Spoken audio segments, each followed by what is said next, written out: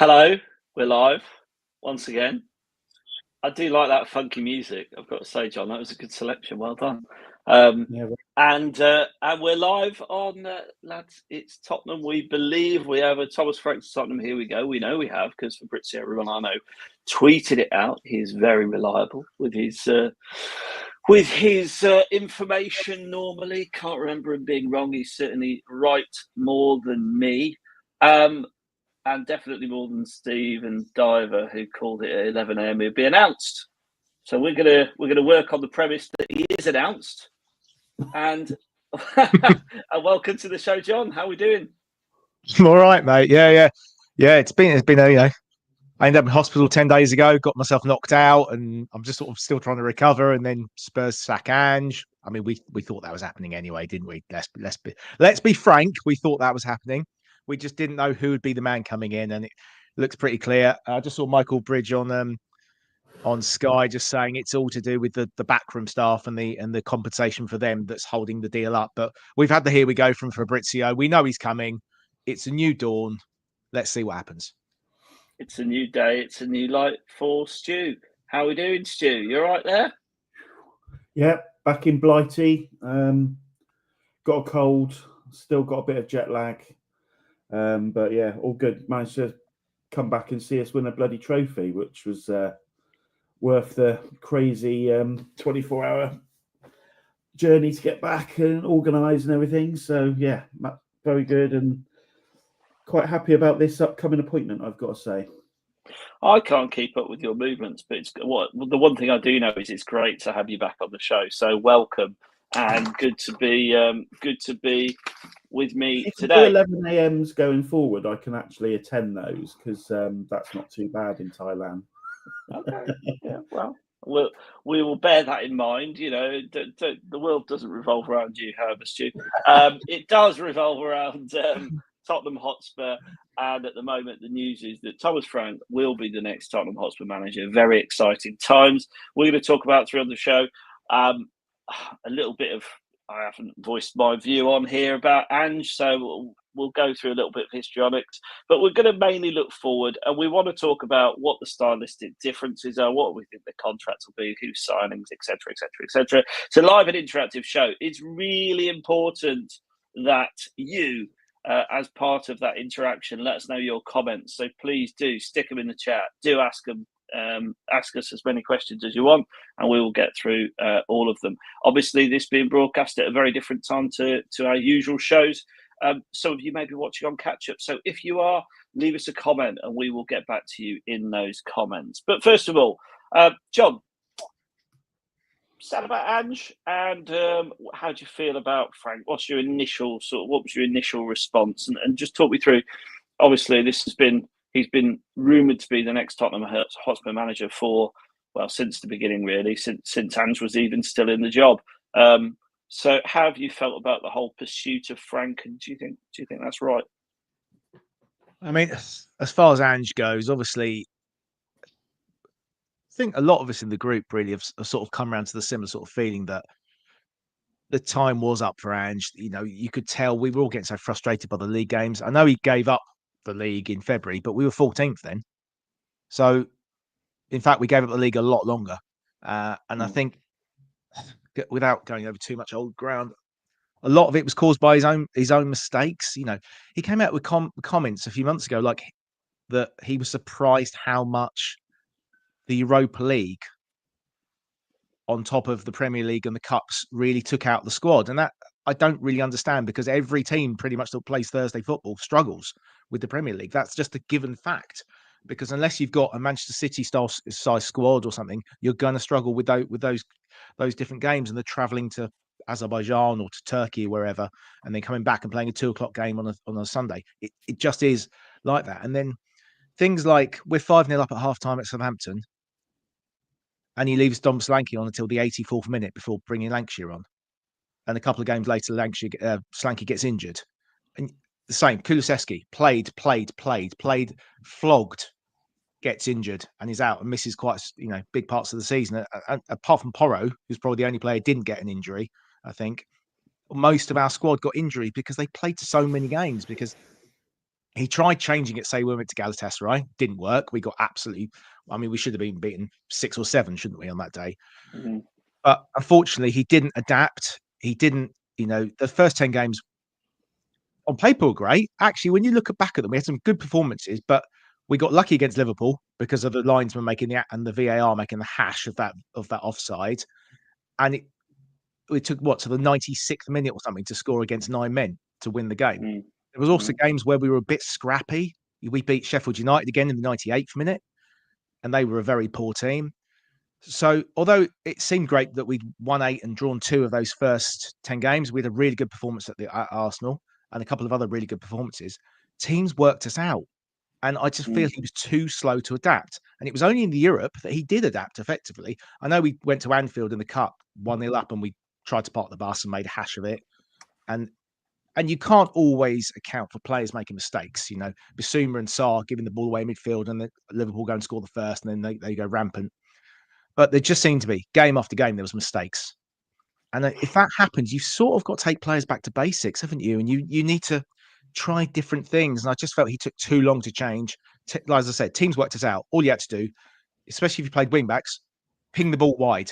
Because our fullbacks are up too far up the pitch, or they're too narrow, and there's always room. And so many games it happened, and it just frustrated me. And yes, we changed in the end. There are rumours that was down to the players.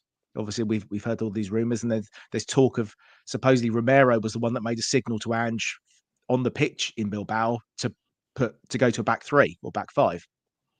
How true that is, we don't know. The players have come out. Interestingly, you don't always get players coming out and being positive about a manager when they leave, but there's been a lot of that. Although I don't think QT Romero's come out. Interestingly, has he? Obviously, we've had Madders. No. The vice captain, you mean? Yeah. That one. Well, Madders has come out, and you've said that that Madders has not always been particularly happy with things going on there. But I think it was time for a change ultimately. Unless my only caveat was if Ange could sit down and say, "I'm going to change what I've done. I've learned this season. I should have done X, Y, Z. This is what I'll do next season." Now, maybe he did have that conversation, but we're not party to what goes on, between the board and Ange and Lang and Paratici, if he's actually in the door yet officially. But yeah, that's where I was. As far as Frank goes, you look at Iriola, we were linked with him in March, I think. We've been linked with Silva on and off. Now, Silva has done a really good job at Fulham. He was a bit hit and miss at Everton. Obviously, Watford he did well. Then he got linked with Everton, and he sunk at Watford and then got sacked. So then got the Everton job later on. And Everton's a tough gig. Ancelotti did all right at Everton, but struggled. It's not an easy job at all. And Sean Dyche has gone on about what a mess Everton were and how he spent ages trying to sort the club out. And even David Moyes has said that the club's in a much better state now since Sean Dyche was there, and he's sort of taken it on to the next level. And maybe an element of what Ange has done is he's taken the club on because he's got rid of the monkey off our back about a trophy, and it's now for the next guy to come in and be able to build on that. And sometimes you have to look at building blocks, because managers have to come in and just take over from another manager and give something different. How do you feel about Frank? He's a sensible option. And I think given where we've gone with Mourinho and Conte, who are sort of big money punts that were probably mistakes, because I remember saying all the time when we appointed Conte on this show that if we're going to appoint Conte, it means we're going to be spending big money. And we did to a certain degree, but not the level he ever wanted. And I think that was a mistake probably from the club. And it appears that it was a Scott Munn appointment, and Levy was never that keen, but felt that he should be backing Scott Munn as the guy who's supposed to be running the football club. And ultimately, all of us Spurs fans want Levy away from the football side. So you can sort of see why he's done that. But whether it's him or whether it's the Lewis family via Peter Charrington have come in and said, no, we're getting rid of this guy. We need to change. With Frank, he's a safe bet. He's a very intelligent man. He's got a degree in PE, and I think he's also done. He's also at university studies sports psychology and something else as well on that thing I sent you earlier. He's very intelligent. You look at his team; he adapts. He plays a back 5. He plays a 4-3-2-1. He plays a 4-3-3. He adapts to the opposition, and if it's not working, he gets his tactics board out. He's got like one of those whiteboards with he moves the drafts around, and I like that.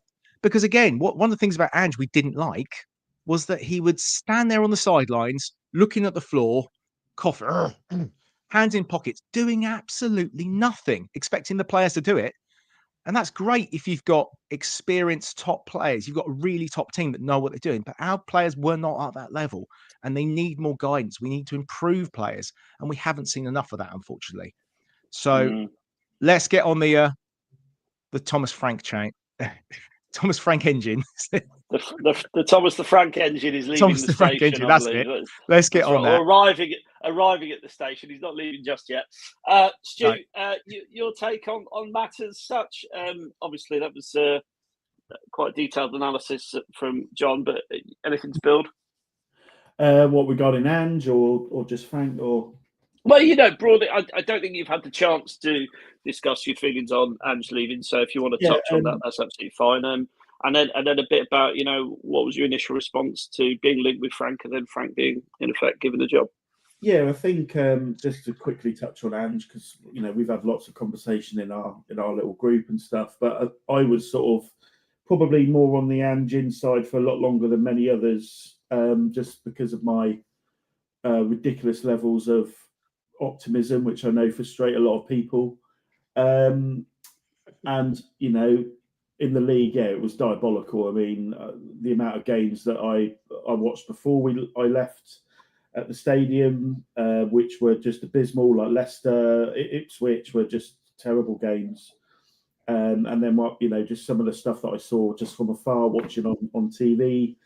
You can't legislate for that. And I think when you hear things where he's apparently decided that he's going to prioritise the Europa League, but apparently the board weren't fully sort of aware of that was going to be the approach.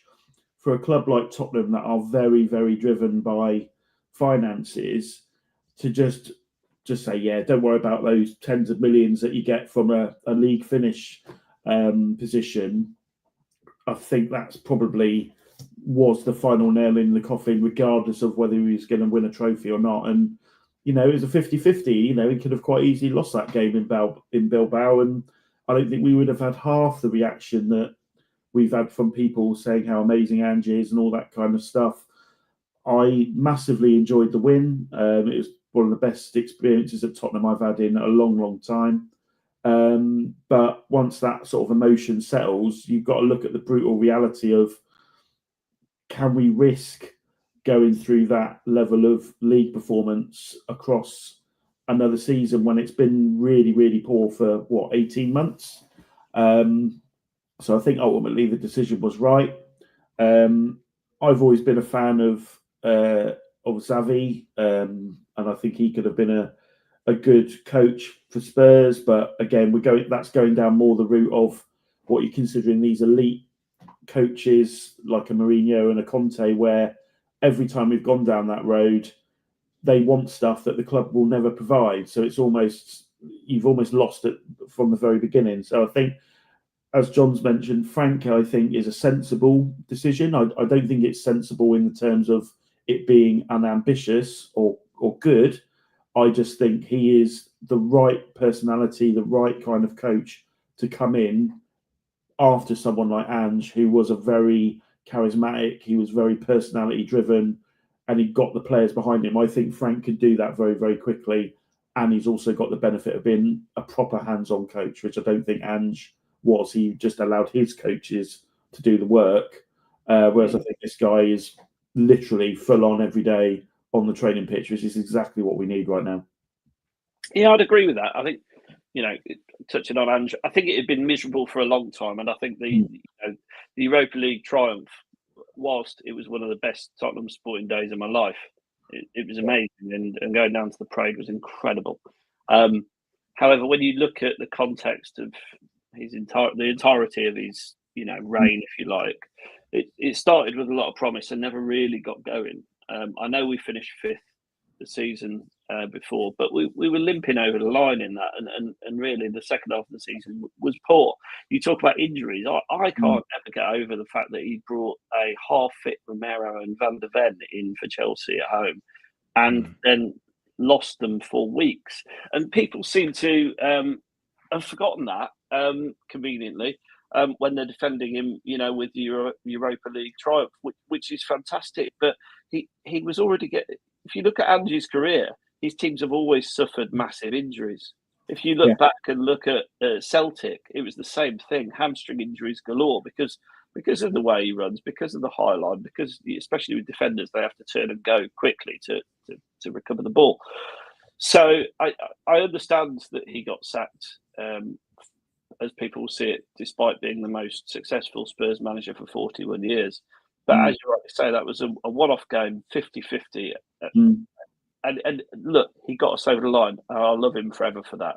Yeah. But I think in terms of the day-to-day of Tottenham, I would much rather have a manager like Thomas Frank in charge, who is planned in his approach. He's a student of the game. If you look at his the Sky Sports documentary where they follow him around, that's really insightful.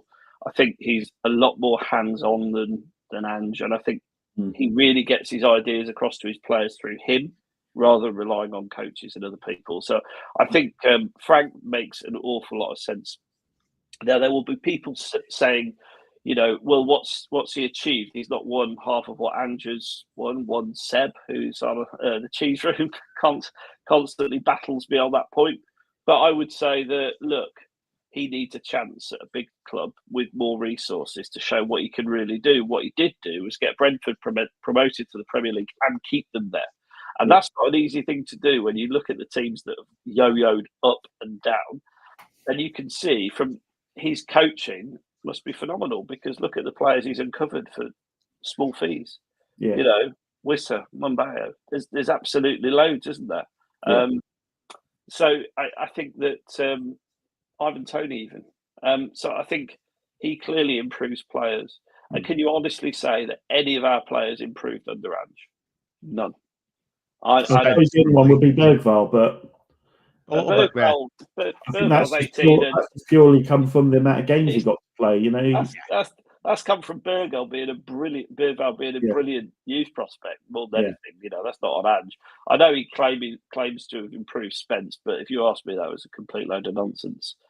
Anyway, so I'm glad that we will have a manager who will stabilise us. I don't think we'll see league campaigns like the last two again under him. And I do think that we'll do better under Frank than we will with Ange. And I go back and say, well, okay, if they'd have sacked Ange and brought Frank in, Frank wouldn't have taken the job mid-season, pretty sure of that. But if they'd have done that, he'd have had just as good a chance, if not better, of winning the Europa League final. In all honesty.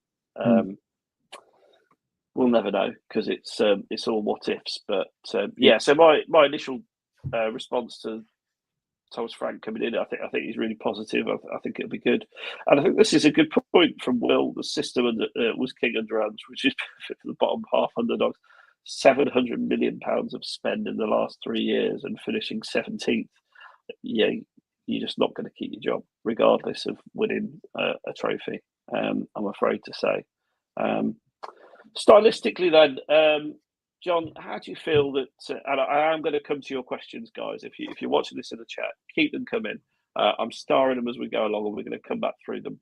Just going through the order of running in my head, and we will get to those. John, what is your view on the stylistic differences? What will Thomas Frank bring to Tottenham? I think he's a much more adaptable coach. He looks at, as I mentioned earlier, he gets the tactics board out. He will change it depending if it's working or not. He will play good football, but there'll be times when he's also more defensive if he needs to be. And I think it's about balance for me. We obviously went from Conte, who was all about defending and then just letting the front guys just go, and Mourinho, who they should go and score effectively. But with that, quite often giving away possession. I remember we were at that 6-2 Leicester game, weren't we? When Maddison actually scored for Leicester. And we were terrible. We got booed off at half-time at 2-2. Because I think Leicester had something like 65% possession because we just let them have the ball. We just weren't interested, and we wanted to hit on the counter all the time. And I don't mind counter-attacking football if it's purposeful and looks good, but at half-time it looked terrible. With Ange, we went the other way, and it looked great while we were winning, and then suddenly people worked out how to beat us, and we didn't adapt quickly enough. So I think he will He will change it. I think what we've got to be very careful about is that to start off, we've got to give him those few months to bed in. We can't just expect us to be playing well from the off because this team is not used to playing good football. When was the last time we honestly played a really good game of football? I mean, the first half against Brighton was all right, but we've played in fits and starts, haven't we, John? To be fair, like you've seen patches of it. I haven't seen anything to answer the question. I haven't seen anything really resembling Ange ball, if you want to call it that, since the start of last season. Start of his first season, when those first 10 games we did, play well for 70, 80 minutes. There was still obviously times where we switched off, conceded soft goals. But we absolutely were dominating possession and really pigging the ball around, which I don't think we've seen that. I don't think we've seen that since.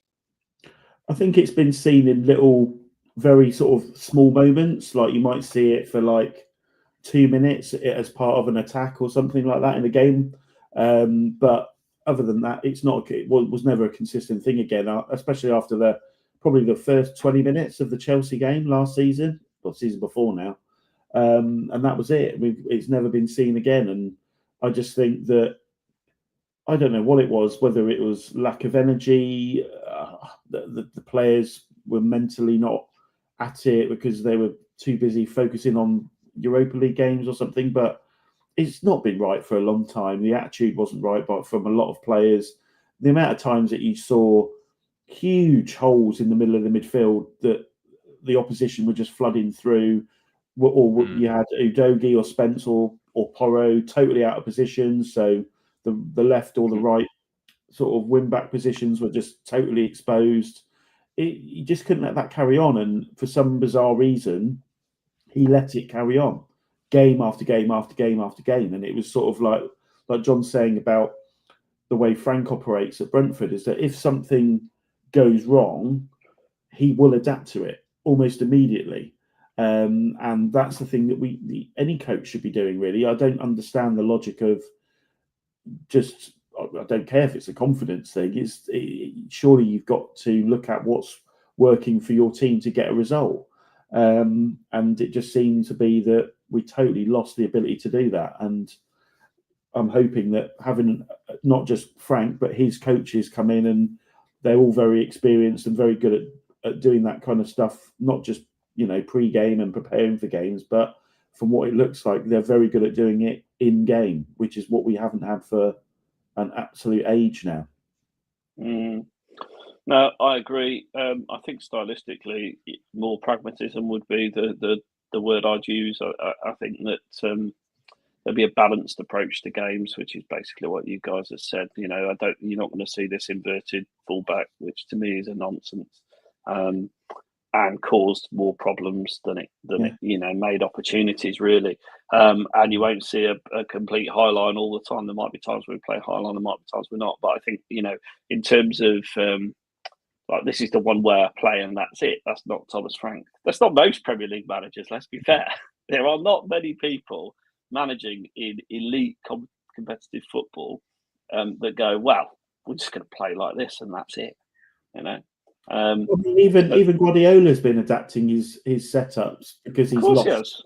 He lost Rodri, he lost Haaland for a while, and he's lost De Bruyne for long periods. So he's adapted his setup to maximise the players that he's actually got available. We never did that. I mean, you can't play a particular type of football that is based on certain play or types of player being available and just keep blindly playing it when you've got bloody Ben Davies there or something like that. It's just ridiculous. Ben Davies is a very good defender. He is not a ball-playing, Cuti Romero-y type defender or Van de Ven type defender at all. The profiles of those two guys are just polar opposite. So, but you're right, Stu. You're right. And we bought Dragoshin, who's the same. I think a lot of people slate him, but I don't think we've seen what he can do yet because he's 21. He's had an ACL. The guy needs, and I think Frank will be great for players like him, and hopefully Spence again. I think Spence went back into himself again because he wasn't getting picked. You could see that sort of attitude in him a bit again, and I think he just needs a good run in a team. And if not, we've got to look at what we're doing with him because it's such a waste of time with Spence at the minute if he's not going to get games. You're right. He was the best player for 2 or 3 months, and then Yeah. as soon as Doggie's fit, he gets straight back in the team, and which was Doggy harsh awful against last Spence. season. Doggy was Say again? awful. Doggy was Yeah, awful this season. yeah. I mean, I think Frank, like you see, all these videos you see of him on the training ground, actually talking to players how to improve, making little changes. It's quite interesting. I remember, I know he's gone to Madrid, but Trent Alexander-Arnold actually praising Slot at the beginning of the year, saying how actually Slot's just made little tweaks to his game that he said, no one's ever said this to me before. Little things of how to make his defending better. Which is interesting, because you think of Klopp being as a great coach, but he said no one said this even under England. No one said these little things, and I think that Thomas Frank is the man that will do that. And with his coaching staff, one of his coaching staff used to be at Tottenham and was quite highly rated in the academy. He left a few years ago. I've seen Lily White Rose has sort of commented on a tweet from 2018. This guy is expected to come back. I know one of the complaints that was particularly Gibbo and people have had about our coaching staff under Ange is that no one rated them. Obviously, and now we know Ryan Mason's gone. It looks like Matt Wells is staying, and Rob Birch, the goalkeeping coach, is staying, but everyone else has gone. Yeah. Which I think, thank goodness for no more Jednak at set piece coaching. But Trent Edwards, yeah, but I think there's more to that than that, JJ. I think the fact that he was, he was already on his way to Madrid, the fans got on his back. But at the beginning of the season, he was actually playing all right as a defensive, as a right back. I thought generally, but yeah, it's those little things, isn't it? With Frank, I think it will make in the long term.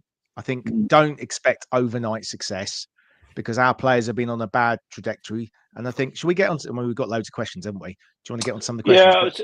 I think bringing a couple of players in will make a real difference. Yeah, I mean, I think his contract length will be 4+1. If I was a betting man, I know you don't generally do that again. Yeah, because you don't pay 10 million quid to get him out of his good point. Club and go, all right, 2 years. So I would imagine it would be a minimum 3+1, probably 4+1.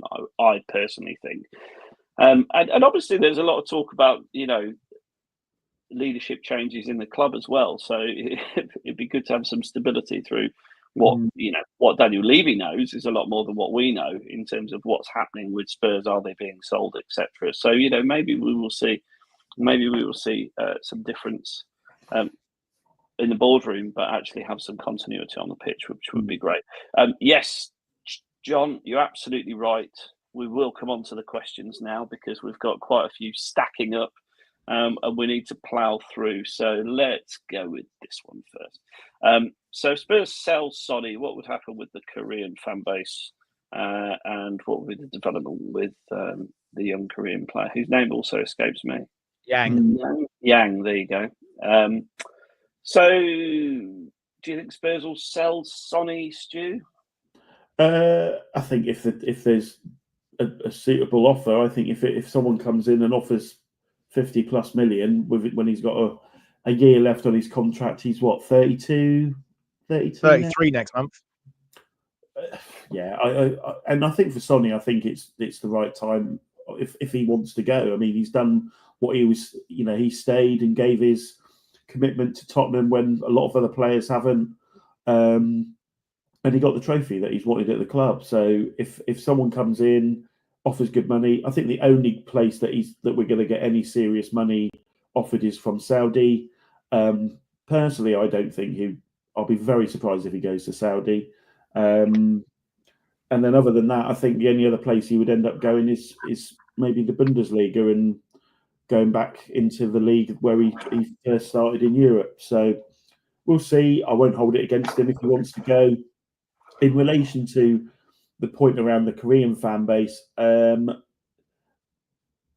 don't think people who've come to support Tottenham for 10+ years that Son's been there are suddenly going to say, no, we don't want to be Tottenham anymore. Are going to do that. I mean, yeah, I do think Yang will obviously play a part in that, in keeping that attention. But he's years off being a first team player consistently, like Son was when he came in and everything. So depends, but I don't see it. I mean, living out in Thailand, there's a whole community of Korean fans and stuff that live out in Bangkok and everything, and it just doesn't matter if Son's playing or not. They're just as passionate over there as they are, regardless of Son. So I just think it's not as big a thing, I think, as people are making out. No, I think Son will stay. By the way, I think he's the club captain, and again, a bit of that continuity and what he gives you in the dressing room, etc., is worth a lot to us. I don't necessarily think that that selling him is the right decision, because it's not going to be a huge sum of money. If it's a huge sum of money, then fair enough. But I don't think you're going to get a lot for a 33-year-old with 1 year left on his contract. In reality, he's a marketing machine, as has been mentioned in the comments. So very important for the Korean fan base. Unfortunately, that does come into it.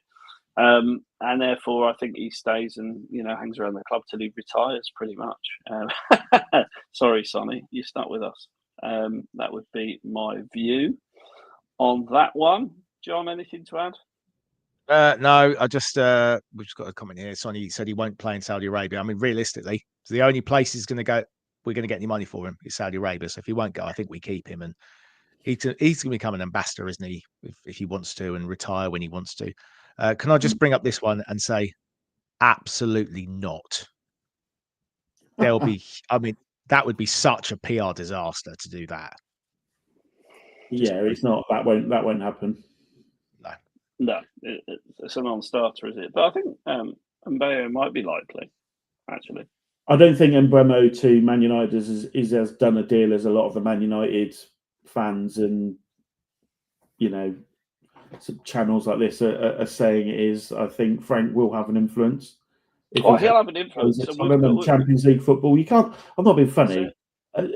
There's no way that Mbeumo is going to say to his and be talking about his own career and going, "Yeah, I'll never play. I just won't bother playing in Champions League football because I want another $100,000 a week." That's ridiculous. If that is his motivation, then I don't want to. And he lives in London. He lives in London. He doesn't have to move house. There's no upheaval. Doesn't have to go and live in the rainy north. All of that kind of stuff. I know he's meant to be a Man United fan, though, right? So I think. I don't think so. I think that's been disproven, hasn't it? I don't know. I mean, like I say, if you're going to pass up Champions League football for a team that have been nowhere near Champions League for the last few years, then crack on. We'll move on. There's plenty of other players out there. Okay. Do we need a defensive midfielder, number 6, as Thomas Frank plays with one? Yes, we do. We needed one anyway. Whether it was Frank or Ange, we absolutely needed defensive midfielder. If Ange was staying this summer, we absolutely need a defensive midfielder. I think Bissouma's going to move on by the sound of it. I think Bissouma's in talks with, is it Fenerbahce? Yeah. So he's got a year left. Bentacle's only got a year left, so they're going to have to either give him a contract or ship him on. A lot of the talk is that contract's done, right? There's so many people that have said that contract's done. I really like Benny. I would be disappointed if we lost him. I think Bissouma, however, has never really worked out well for us, and not consistent. No, it's a shame because he can be a fantastic player on his day. But I think if he wants to go and play regular football, I think he's going to have to go somewhere else, isn't he? So I think. But he's not a DM anyway. Bissouma's not really a DM, so I think. No, he was more box at Brighton, wasn't he? We've needed a DM for a long while. I'm hoping that's the big move we make. Someone transformational. Dare I say, Rice at Arsenal was transformational. They had to pay big for him, but what a player he is. So in my opinion, we need to sign someone of that sort of stature and quality. But this is Spurs, so who knows?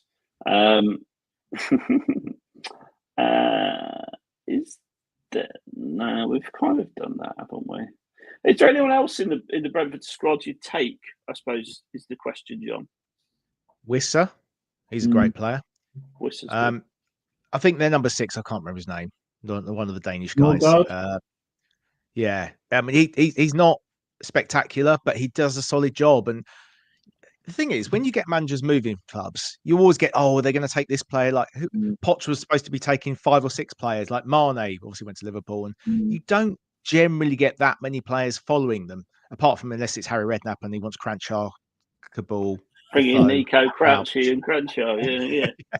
Just bring the boys. But generally, it's not a big thing. Yeah, Wissa is a great player. Yeah. Damsgaard, very good player, number 10 as well, but a bit probably similar to Madders. Yeah, and also, I think we need that profile of player right now because I think Decky's going to become more central. I think because it does look like we're going to get another right winger, so there's no point having Decky out on the wing. You've got obviously Bergvall is coming through as well. You've got Donnelly, who might stay or whether he'll go on another loan. You've got Devine.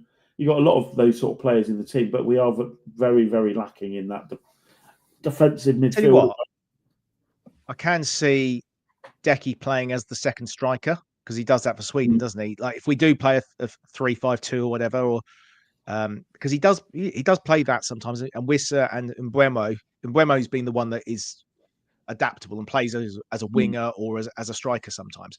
I can see Cooley doing that. He did it in pre-season last year and scored quite a few goals and created goals. But we've also got Johnson. I mean, I was going to say, what does Johnson do apart from score goals? Basically, I can see him playing in a 2 up front. Yeah, if he's alongside Slanky, whether we like it or not, it's a different question. No, but what he's very good at, and again, the goal he scored for Wales last night was about being in the right place at the right time. His movement in the box, he attacks the ball in the box brilliantly. That's the one thing he does. So if again, Frank can improve his all-round game and work on that and get him working as a 2. We know Sonny played really well as a 2 with Kane, didn't he? I know he's getting older, but Tell can do that because Tell plays as a central striker or as a winger. Odebear's the question. But maybe Odebear could be his Brian and Mbeumo, the one that he when Mbeumo signed, no one thought he was going to be this top player, score 20 Premier League goals. So maybe he's the one that can progress to that level. We don't know. Mate, I mean, I think a lot of people like Odebear. I think he's busy, isn't he? To use a Matt Gibbons phrase, he's gibby. He's busy. He's gibby. Same thing. He's giddy, maybe.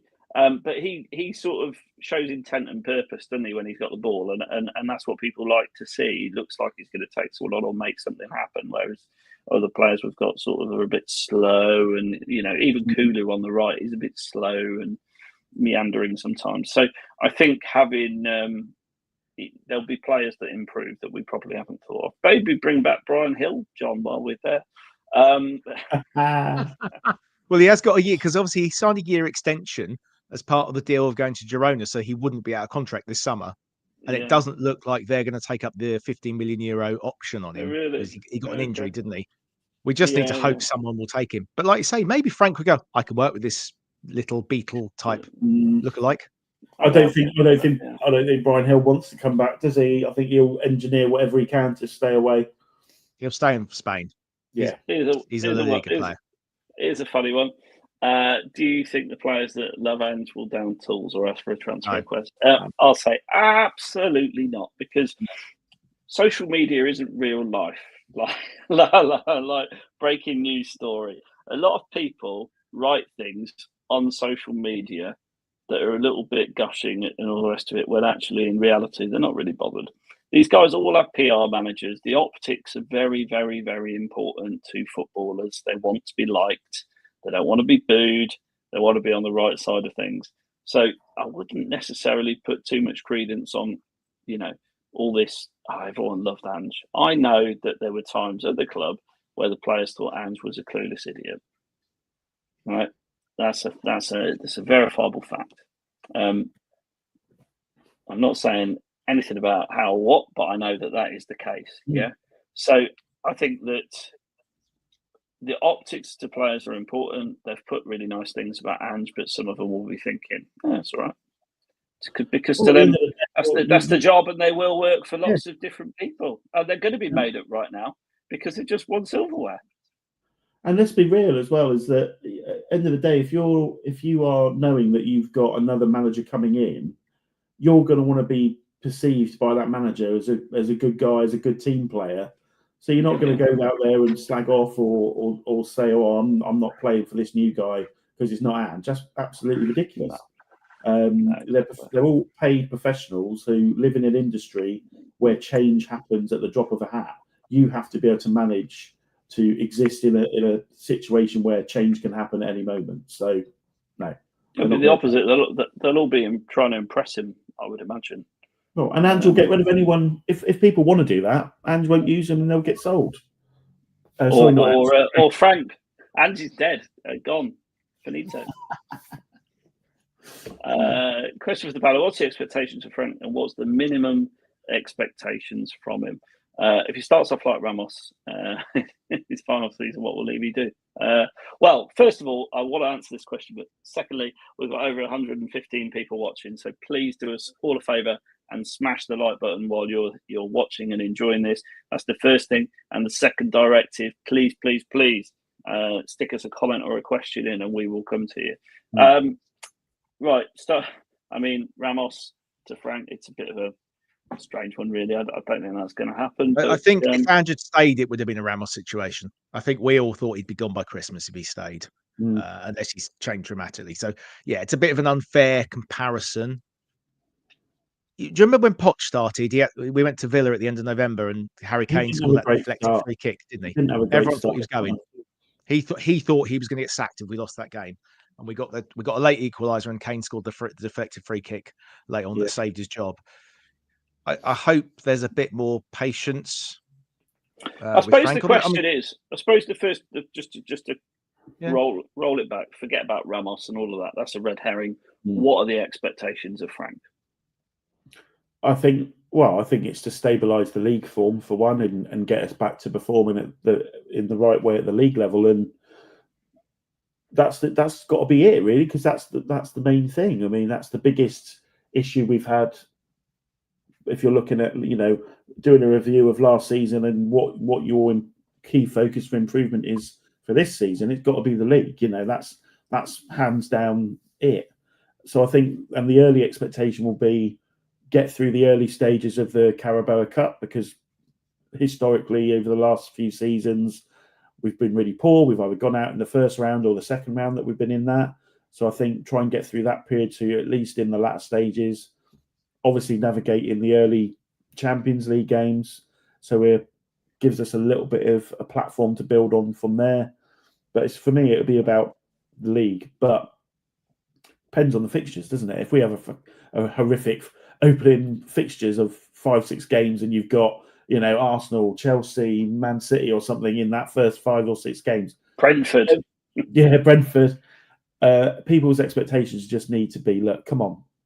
It's not just about the players; it's about totally changing. Because going back to the sort of way it was under Ange a little bit, it was chaotic. So I think transitioning from a situation where the coaching was largely attack and that's it, to you can attack, but you're doing it in a controlled and structured way. That's going to take a bit of time for the players to adapt to that, because I think pre-season doesn't really give you a whole lot of time to do that, because that should be more about fitness. So we've got to allow that to bed in. So for me, good few early results in the league, and then start positioning yourself in the cup tournaments. John, I think season 1 you get a bit of allowance, especially if people can see progression. It was weird with Ange because we had the opposite. We expected it to start badly, but it was almost the other way around, wasn't it? I think maybe top 8, and as long as there's some sort of decent run in the Champions League. No one is expecting us to win the Champions League. Maybe quarterfinals. Again, it's down to the luck of the draw. You look at PSG, didn't they only just squeeze into the playoffs? They were 15th. Right, okay. But yeah, there was quite a few teams, like weren't Madrid in the playoffs as well, and there was quite a few teams in those playoffs that did quite, better than you think, and it's random with the Champions League, and it will be down to the luck of the draw with the fixtures. You're right, the Premier League fixtures come out next Wednesday, so we'll get our first look at what our starting run will be. With the Carabao Cup, it's luck of the draw. We got Fulham 2 years ago, and Ange decided to change the whole squad because he wanted to look at them, which is fair enough. And we went out on penalties. It backfired. And then other seasons, you get a nice little run, like the season we had Leyton Orient, and we got a bye because they had COVID, and then we knocked out Chelsea on penalties. And last season, we got to the semis. Sometimes it's a blessing to go out of them. Either you want a good cup run. Yeah. I don't know. But yeah, I think he gets allowances first season. And clearly, the board were very patient with Ange. because Well, there lots were. of people. Anyone else?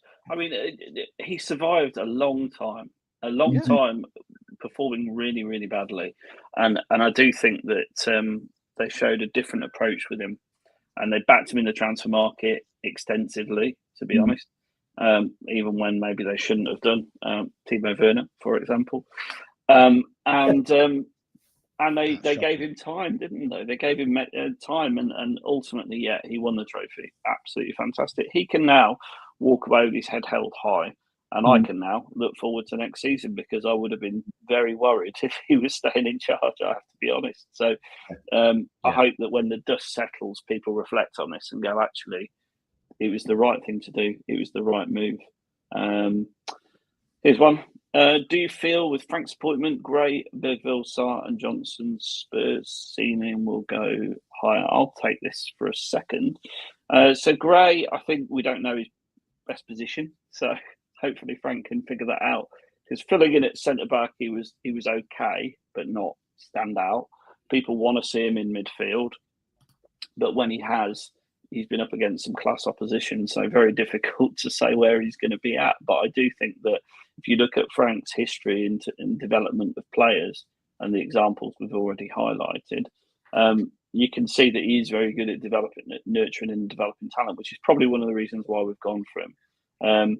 Bergvall, I think he's going to be a star regardless of who's in charge. If I'm perfectly honest, I just think he's that talented. I think he's superb.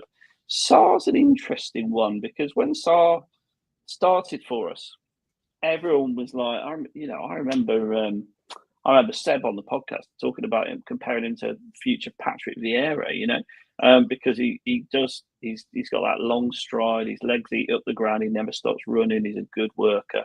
But in terms of his all-round game, it needs some work. So I think at the moment he's kind of an okay player. And then Johnson splits the fan base. All I'll say is Johnson again, LA. John and Stu, I'll come to you first, John, and then a few words from you, Stu. Do you think that Frank's appointment helps these players? Yeah, I definitely. I mean, see, Brentford wanted Gray before he went there.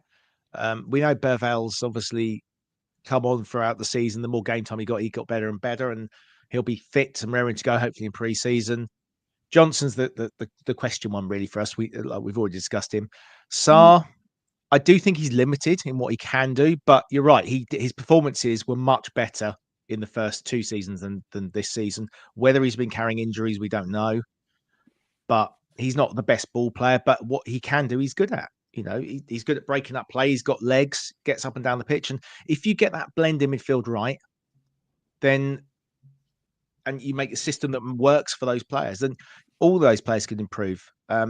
Again, like I said, Johnson is about finding the right position, getting him into those positions to score goals, because that's what he's going to do for us. Whether he can score enough goals to justify his place, when many times we felt we were carrying the likes of him and Werner, because we were playing with nine men at times last season. It felt like, because you had Werner and Johnson literally offering nothing when we were under the cosh a little bit. But like I say, he scores goals, so then that's the most important thing in football. I'm going to have to shoot in a minute. Yeah, that's okay. We'll wrap up shortly anyway. I feel that he got better actually at coming back towards the end of the season. So I do think Johnson did get a bit better, and I do think that Johnson gets a lot of probably a raw deal, to be honest. And maybe when I was standing there next to his dad slagging him off, that was the moment it changed for me. That was a brilliant finish, though, at Coventry, wasn't it? It was a really good finish. It really was. Well, some of these finishes are brilliant. There's been several smart finishes. I remember one outside of the box. Can't remember the opposition. It was a really nice drilled low shot into the bottom corner. He can do it. I think there's a player there. I think his all-round game needs some work. But, without going into a debate purely about Johnson, I think that, he will get better for us under Frank. So I will leave you with this beautiful slide here. Thomas Frank joins Tottenham, starring our 2021 kit, John. Well, that was my chat GPT. Yeah, that was Stu's creation. Oh, was it yours, Well, Stuart? it's not mine. It's ChatGPT's creation. Let's get Well, it right. no, I mean, well, I'll tell you, let's get it right. That you created this on ChatGPT, therefore you have to stand by it. But there we go. Yeah, he's 51 years old. I've got a really good feeling about this. I really have. I think just sort of going back to the point about sort of him being able to sort of raise the bar on players. I think there'll be a lot of players that he will help improve, because a lot of our players, if you go through that squad, I don't think there's that many of them that are not that they're all talented guys. I just think it's some of them have been utilised or managed in the wrong way, and I think he's from what I've seen of Frank and how he's coached at Brentford, he will identify a player's strengths and maximise them, and then try and either limit or improve their weaknesses. And for someone like, we're obviously talking about Johnson a lot, he's not great at taking players on the wing, but he is very good at, like John said, being in the box at the right time, positioning himself in good position. So quite simply, he might just change his position from being a winger who's got to take people on to being the end product guy, because he does do that. Yeah. So why waste him in a position that he's having no impact? He's awful at tracking back as well. So under a Frank team, I don't think he will be utilised in that way, because he's really poor at it. But it's all, who knows? It's all question marks at the moment. We don't know, because we don't know who's coming in, and we don't know who's going. So, but in general, I do think there will be a lot of players that will improve under him, especially the young guys. But we do know one thing: Thomas Frank, he's on his way to Tottenham. He's potentially going to be signing on the dotted line today. Brave new year ahead. The future's bright. The future's lily white. Thanks for joining us on this live stream. Keep your eyes open and peeled for future events. There will be many shows to come. Is there one tonight, John, or is there not? There should be one tonight. It should be a grumpy old Spurs tonight, I think, yeah. Grumpy old Spurs. So you get to experience Gibbo's lovely face, along with a grumpy Aussie or two, still reeling from the fact that their man is gone. But look, thanks very much for watching. We appreciate your comments. If you're watching this on Catch It, leave us a comment. We'll answer as many as we can. And subscribe and like and share. Thank you very much. And come on, you Spurs. Please. Come on, you Spurs.